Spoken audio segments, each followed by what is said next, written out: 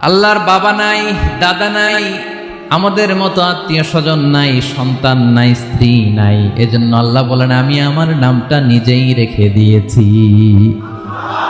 ইন্নানি আনাল্লাহু লা ইলাহা ইল্লা আনা ফা'বুদনি ওয়া আকিমিস সালাতা লিযিকরি।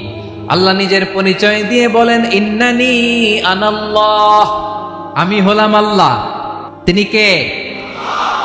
লা ইলাহা ইল্লা আনা, আমি ছাড়া কোনো ইলাহ নাই।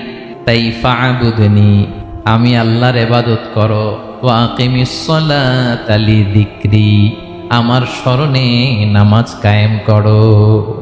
আল্লাহ তার নাম কেউ রাখে নাই, তিনি রাখছেন। আমার বাবা আছে, বাবা রাখছে। আল্লাহর দাদা আছে, বাবা আছে, তার নামটা তিনি নিজেই রেখেছেন। ঠিক কিনা বলেন? তার কোনো শরীক নাই।